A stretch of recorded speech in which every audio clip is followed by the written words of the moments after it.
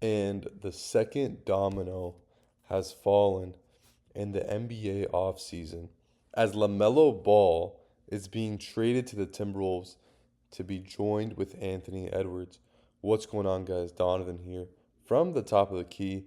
And another blockbuster trade within a week span in the NBA, as we saw Giannis a couple days ago and now LaMelo Ball. The details of this trade read as followed.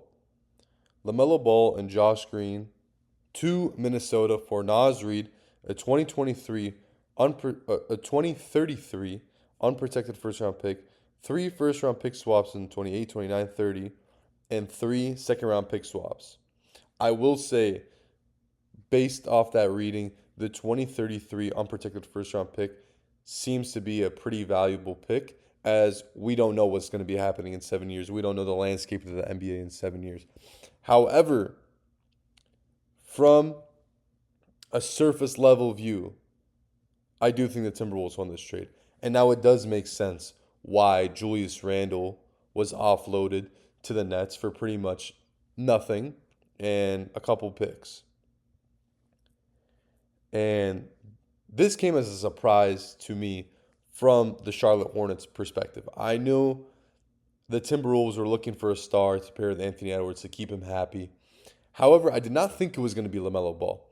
And just a little side note that I read was back when LaMelo was going through the draft process, him and Anthony Edwards were in the same draft class, both drafted one first and third respectively. A report came out that the Timberwolves were a little hesitant to drafting LaMelo because he had aspirations of becoming the president of the United States. So that apparently is a pretty verified story. And they asked him, quote unquote, "Hey LaMelo, after you're done playing, where do you see yourself doing? What kind of things do you aspire to?" And LaMelo said, "I want to be the president of the United States." Quick little excerpt. But going back to Charlotte, what they built there, especially this year, was something that let fans be optimistic about the future of the Charlotte Hornets. Obviously, Con Knipple with a phenomenal rookie season, along with the likes of Brandon Miller and all their other young role players that had made the team very enjoyable. And LaMelo was part of that. However, looking back on the season, there was a time where LaMelo was perfectly healthy, or at least really close to being 100%, and he would come off the bench and he would play limited minutes. And their offense would still be high flyers and they would still be up to par with what their expectations were. Also, they were a top 5 team in the second half of the NBA season last year, which is remarkable. So, what must have been going on in the Hornets front office must have been maybe a character thing, a locker room issue, and pivoting to, I guess, a slightly more younger group with that team and closing the chapter on the LaMelo era. The LaMelo era, I couldn't tell you what the expectations were because for the Charlotte Hornets franchise in a whole, their expectations, their history has not been pretty. They have for sure not made an NBA conference finals. And if I'm not mistaken, at least from 2010 and on, I don't think they made a second round playoff series.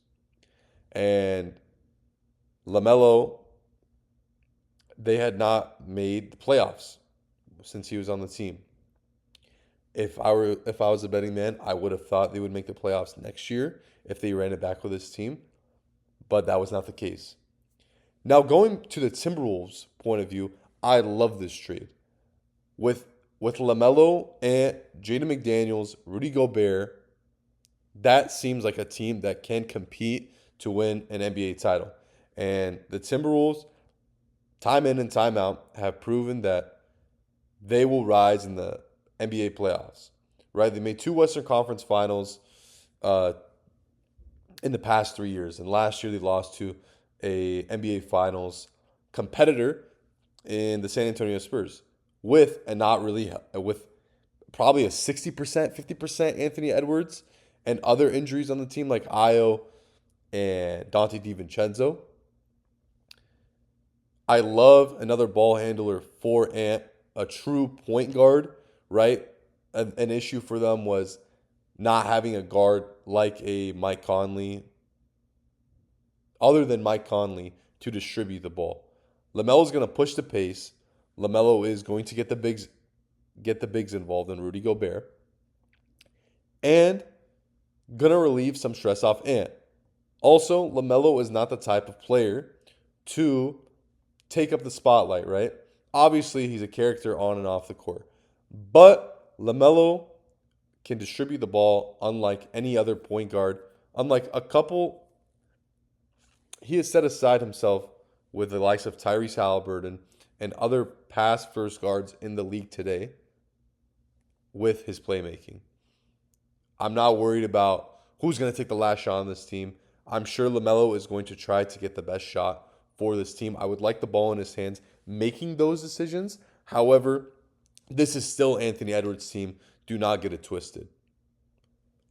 I love this for the Western Conference. I love this for Minnesota. I love a small market getting a high-flying, top-selling jersey player in LaMelo. And I think this offseason has shown us that it's going to keep going.